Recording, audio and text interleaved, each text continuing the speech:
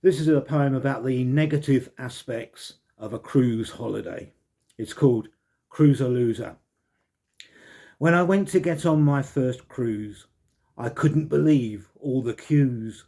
Thousands of old folk ahead. It felt like the voyage of the dead. And I swear a few actually died before they got on for the ride. And yet, when their life force was gone, in zombie-like form they went on, each guest an old goat or old bat, and all so colossally fat. On board to the buffet they raced, determined to not be outpaced. And then there was grunting and grabbing, while I sloped away to my cabin. I found there no window at all, just a black box, incredibly small, with a loo that flushed vigorously. I feared I'd be sucked out to sea. But a small Asian chap was in charge, just like the last days of the Raj, and he said there were hundreds like him to serve every fat bugger's whim. The staff brown, the passengers white. In some ways it didn't seem right, but he told me he'd left behind squalor to work as my poor punkawalla. So I shrugged, for what else could I do except have a cocktail or two.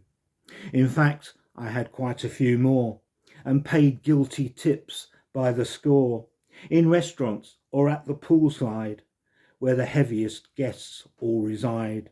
My skin I oiled up like an eel's, then stepped through the wallowing seals, till finding my sunbathing spot was under a blubbery bot.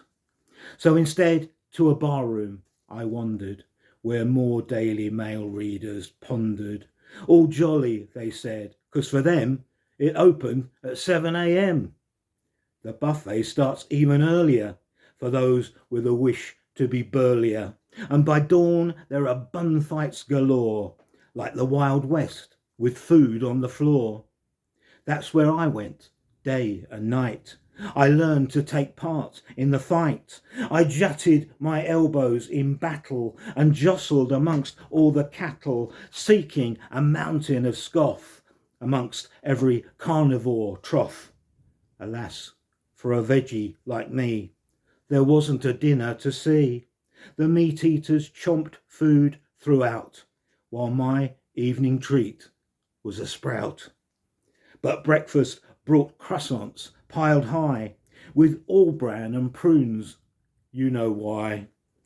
Then brunch was a fry-up or 10. Lunchtime a bean feast again. Then came a Miss Marple tea, with 500 fruitcakes and me. Supper with cheeses and crackers, more stuff for post-midnight snackers. Then a 4 a.m. respite at last, till it started again at 5 past. When not in the buffet I strayed, where quizzes and bingo were played, where 2 little ducks swigged their Baileys, while I sat between 2 fat ladies. On the deck there were shaky dance classes, not strictly, just more wobbly arses. There were quoits and a shuffleboard game. More shuffleboard I became, with lectures and selling in halls, tennis, a load of old balls. Even the stops at each port were mostly not good and too short.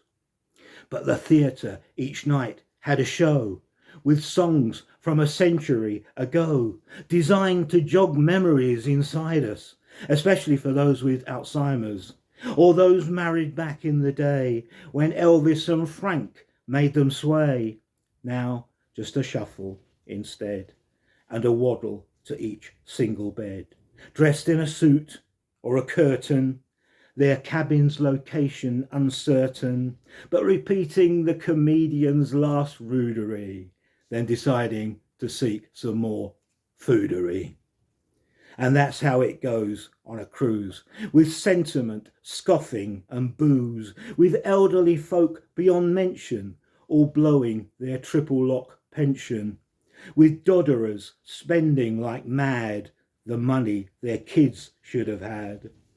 Each codger a working class toff, A Brexiteer who's buggered off, who spends every moment away, whose life is a long holiday, who tells of each cruise down the years with stories that bore us to tears.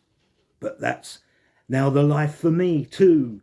I've joined with that fat ageing crew to wander the decks so unsteady. I've booked 5 more cruises already. The first one's just right out of sight. 10 laps round the far Isle of Wight, with never a footstep on land. I'll just need a new gastric band. But one thing concerns me a bit. I'll never be healthy and fit. And after a lifetime of scoffing, I might not fit into my coffin. And this is the fate of us all. No dignity in our last fall. Just a jolly crowd ready to mock as our bodies are winched to the dock. But I've got an answer at last for any fat cruisers who ask. If we don't fit our graves, let it be. Just bury us all out at sea.